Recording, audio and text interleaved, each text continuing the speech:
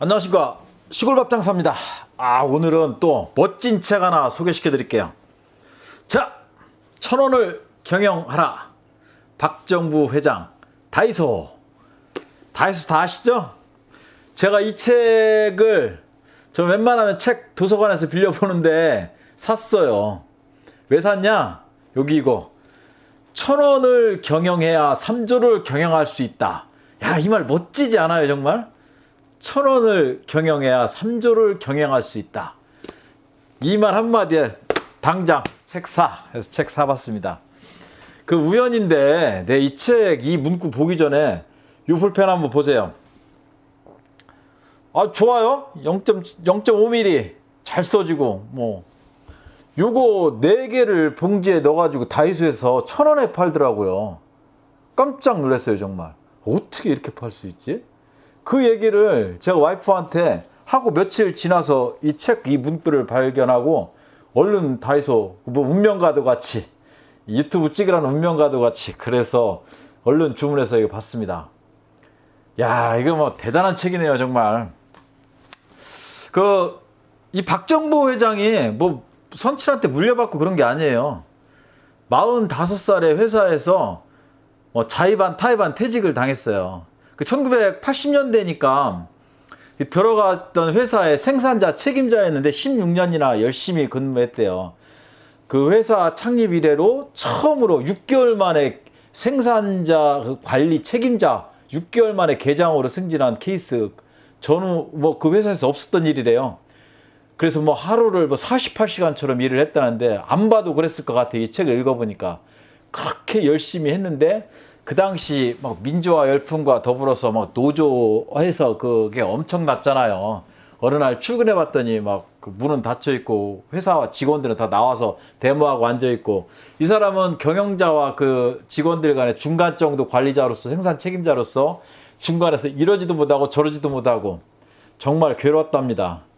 위에서는 계속 그 회의 시간마다 무슨 혼자 책임을 다 뒤집어 쓸 것처럼 이렇게 당하고, 아래 이제 직원들한테도 이렇게 치이고, 그래서 2년을 그런 와중에도 버티다가 도저히 안 돼서 회사를 나왔대요. 사직서를 냈더니 며칠 있다가 그 사장님이 나가면 뭐 하겠냐, 같이 여기 있으면 밥이라도 먹지 않겠느냐, 그냥 있자 이렇게 얘기했는데, 이제 제 일은 여기까지인가 봅니다 이렇게 인사를 하고 나오는데 다리가 후들거리고 죽겠더라는 거예요. 그 초등학교에 다니는 딸 둘이 있고 부인은 전업주부고. 그래서 45살에 퇴직을 했으니 뭐 그 당시에 뭐 얼마나 받아서 나왔겠어요. 퇴직금이라고 해봤자. 그래서 한시도 쉴 수가 없더라는 거예요. 자기 그 자식들과 부인과 그 어머니와 이렇게 생각을 했을 때. 그래서 그때 마침 동생이 일본에서 우리나라 대기업 직원들의 일본 해외 연수하는 그런 프로그램을 하고 있었는데 그 일이 좀 지지부진했대요.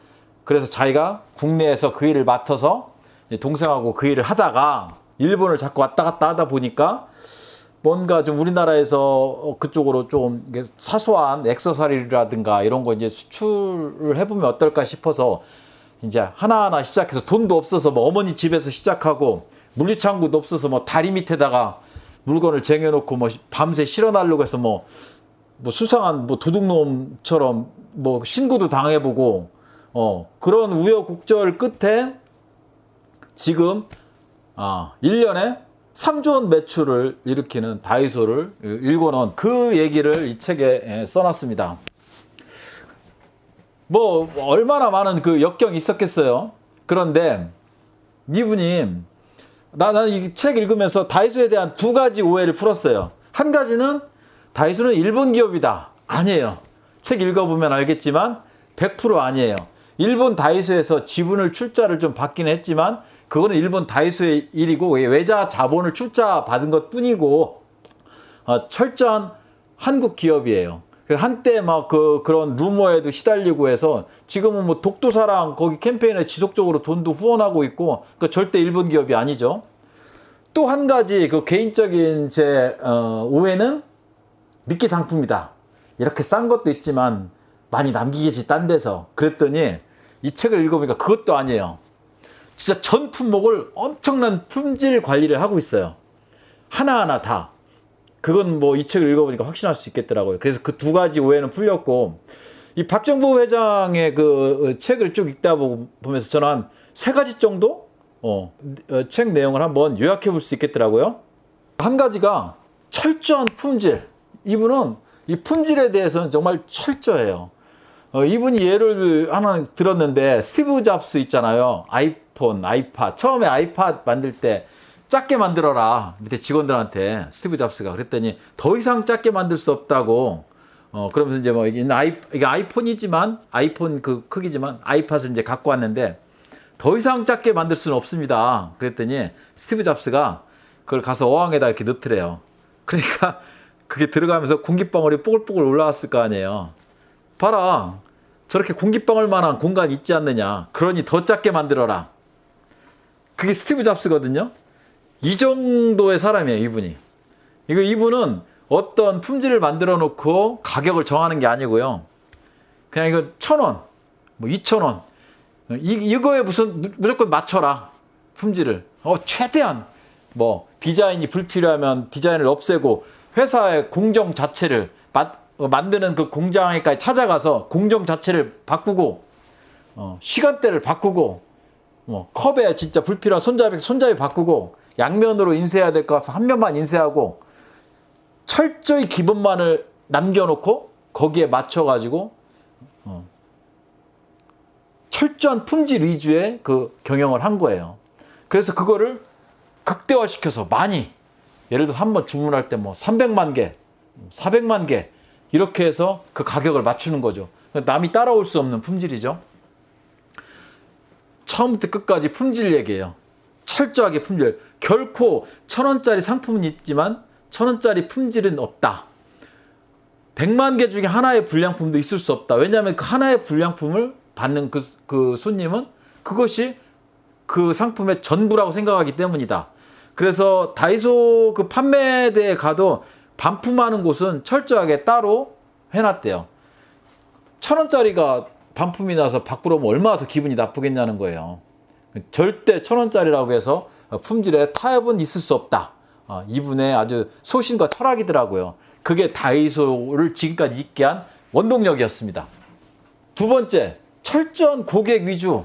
그러니까 모든 걸 고객 위주로 판단을 한다는 거죠. 예를 들어서 이거 하나를 1,000원에 만들고 1,000원짜리를 가지고 길거리에 나가본다는 거예요, 직원들하고. 그래서 자, 1,000원하고 이걸 드리면 어떤 걸 갖겠습니까? 그래서 만약에 1,000원짜리 갖겠다. 그럼 이거 안 된다는 거예요. 그 정도로 모든 걸 고객한테 포커스를 맞추고요. 책 말미에 나와요. 나는 지금도 고객이 두렵다.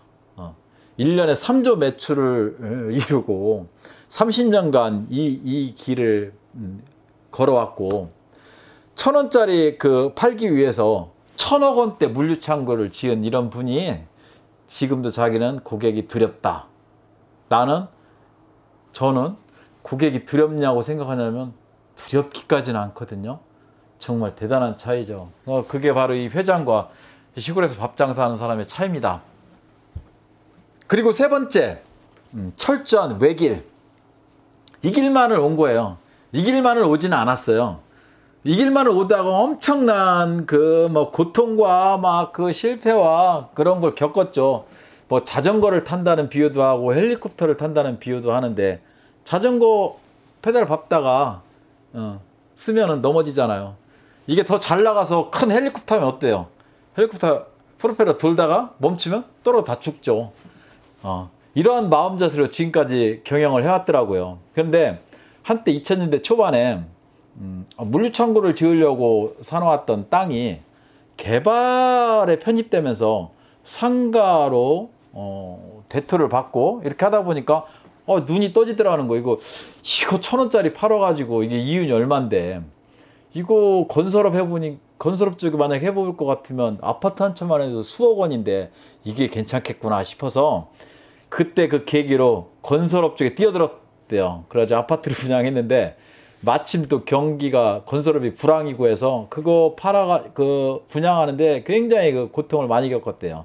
상가는 그때까지도 우여곡절 끝에 아파트는 어떻게 분양을 했는데 상가는 분양도 못하고 그래서 굉장히 많이 큰 손해를 봤대요. 그때 그 일을 계기로 다른 곳에서는 아예 뭐 눈길을 보내지 않고 지금까지 계속 이 1,000원짜리 여기에 목숨 걸고 지금까지 다이소를 운영해 오고 있다고 합니다. 이 얘기 들으면서 저는 이제 외식업을 하니까 놀부의 옛날 오징건 회장의 그 얘기가 떠오르더라고요. 이분이 그 보쌈 팔다가 돈을 이렇게 벌어서 야 나도 이제 그 근사한 갈비집 뭐 삼원가든 같은 갈비집 사장 한번 해봐야 되겠다 싶어가지고 돈으로 갈비집을 한 5군데를 열었대요. 힘들죠. 같은 외식업이라도 분야가 또 틀려요. 그래가지고 그거 뭐 굉장히 그 손해를 보고 얼른 다 처분하고 다시 자기 보쌈 그쪽으로 매진했다 이런 얘기가 문득 떠오르더라고요. 여러분 그 사양산업이라는 건 없어요. 저 분야는 안 되고 이 분야는 되고 그런 거 없어요. 제가 보기에도 제가 지금 뭐 냉면집 식당 하지만 이 길로 파고 들어야 돼요.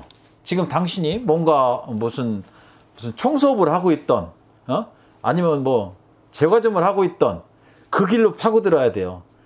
남 길은 보기에는 여기서 겉에서 바라볼 때는 뭐 굉장히 뭐 대단한 게 있을 것 같고 대단한 마진이 있을 것 같지만 그 분야마다 다 치열한 경쟁이 있고 힘든단 말이에요. 그나마 우리는 지금 자기 하고 있는 분야에서 오랫동안 해왔잖아요. 그러니까 이 길에서 최선을 찾고 이 길에서 뭔가 혁신을 찾고 이게 이렇게 해야 정답이라는 걸 이 책에서 다시 한번 일깨워줬습니다. 모든 얘기를 다 할 수는 없어요. 이 책의 모든 내용을 여기서 잠깐 동안 다 얘기할 수는 없고요. 근데 저는 이렇게 한 3가지 정도 간추려서 말씀을 드렸어요. 참 근데 마지막으로 든 생각은 이분이 이 분야에서는 1,000원 균일가 숍 이 분야에서는 우리나라에서 이렇게 개척을 해놨기 때문에 여기에 딸린 우리나라의 많은 기업들이 또 같이 먹고 살 수 있는 거고요. 우리가 지금 이렇게 먹고 살 수 있는 잘 살고 있는 이유가 이런 박정부 회장 같은 이런 분야에서의 고수들 거인들 때문이 아닌가 이런 생각 다시 한번 해봤습니다. 그래서 고맙고 다이소도 또 고맙고 다이소 더 앞으로 또 더 잘 애용을 해야 되겠다 이런 생각을 다시 한번 해봤고 오해도 풀렸고 그랬습니다. 여러분 한번 이 책 한번 사서 보세요. 정말 그 자식들한테도 한번 권할 만한 책이고요. 우리 젊은 사람들 뭐 45세 이렇게 홀로 그냥 퇴직해서 그때부터 시작해서 불과 한 30년 만에 맨 땅에서 이 사람은 흑수저라고도 안 해요. 본인을 무수저라고 그래요. 무수저 입장에 30년 만에 이렇게 3조 매출의 거대한 기업을 일궜습니다. 감동을 했고요. 오늘 그 박종 회장 얘기 전해드리면서 여기까지 하겠습니다. 감사합니다.